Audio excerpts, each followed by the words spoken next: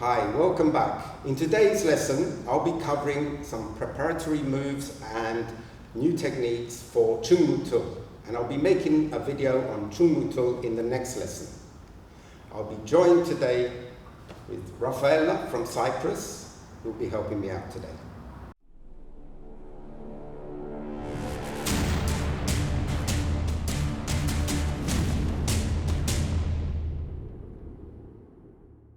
In Choong-Moo Tul, there are several front techniques. Now, a front technique is one where your blocking or attacking tool is on the center line and your body's full facing. The second movement in Choong-Moo Tul is a knife hand front strike.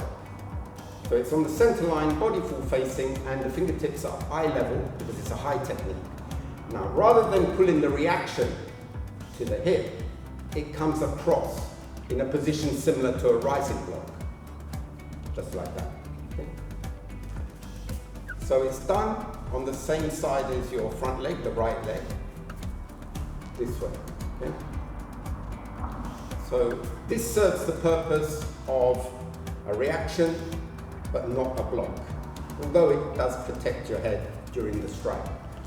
So it's done with the right hand in the pattern, so practice that several times.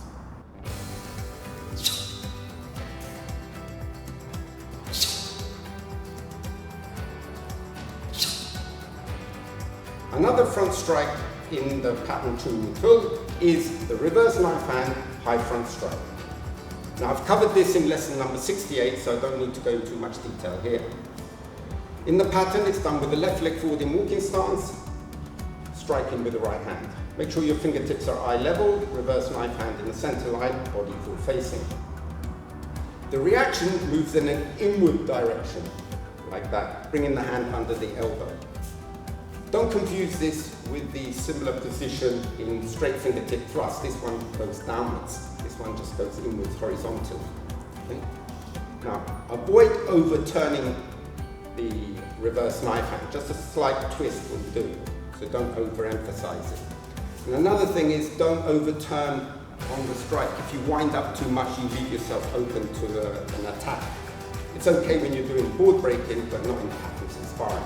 And remember, when you're doing patterns, you have an imaginary opponent, so you don't take too long to perform the technique. Okay, so practice this several times, bringing your left leg forward in walking stance and striking with the right hand.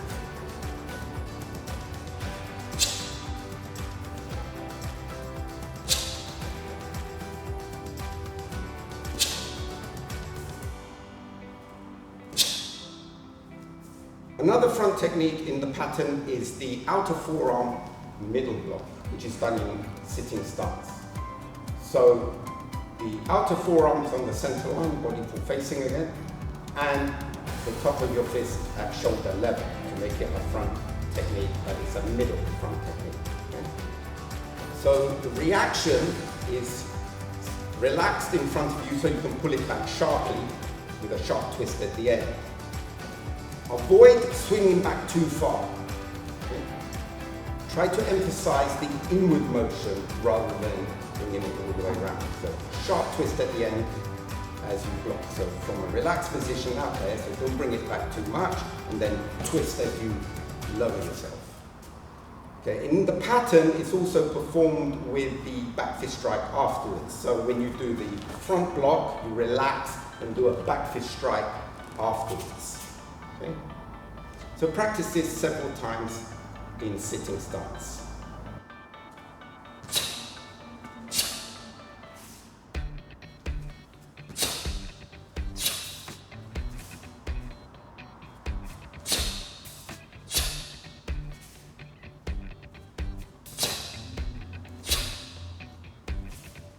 In lesson number 37, I showed you how to do a palm upward block in rear foot stance.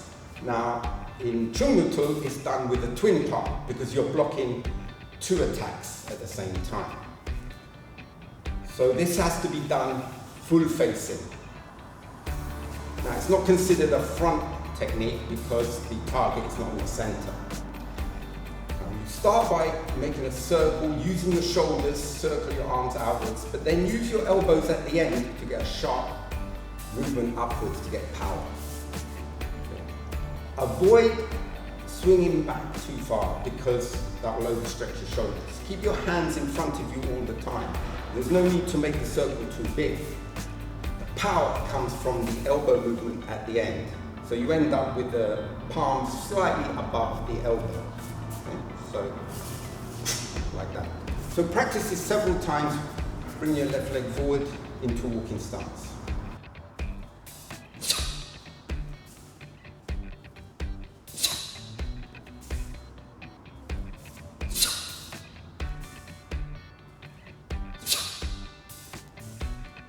Two of the most challenging parts of Choong-Moo Tul are the 360 aerial spin and a flying side kick where you have to kick with the same leg that you take off with. Now when you're faced with a difficult skill, the way to develop is to break the skill down into simpler parts and then train progressively to work up to that skill.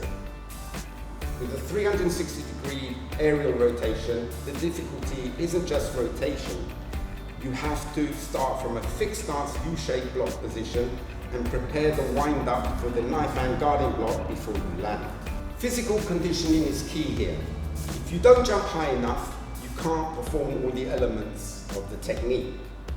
So the best thing is to forget about the rotation and just practice the jump to get height and make sure you complete all the elements of the technique. From the U-shaped block position, jump as high as you can and land in L stance without rotation, performing the knife hand guarding block. Make sure you wind up for the guarding block just before you land.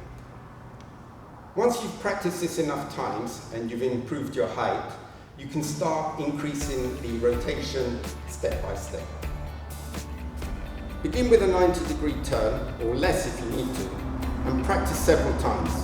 Make sure you can lift your knees high enough and complete the wind-up before moving on to rotating more.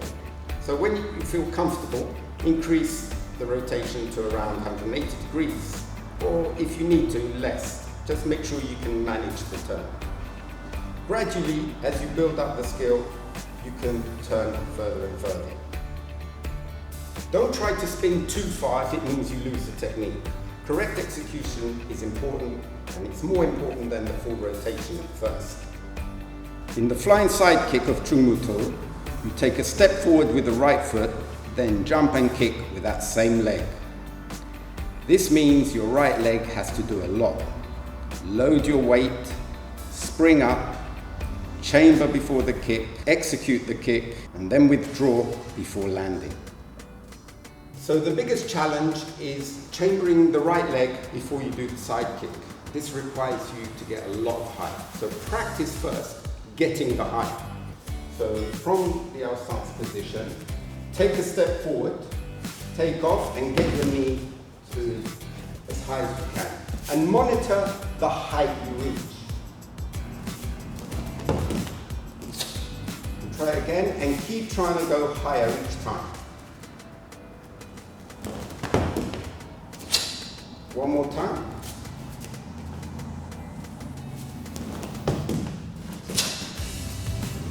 So gradually, you'll get more and more height. Next, you can add the chamber. Bring the knee in sharply when you reach the highest point. And then after a while, you can practice bouncing off your chest in a quick pull-push action. After a while, you can progress to do a complete flying side kick, but ensure that you withdraw the leg before landing. So practice all these techniques so that you prepare yourself well to perform Choong-Moo Tul, which we'll be covering in the next lesson. So we'll see you then.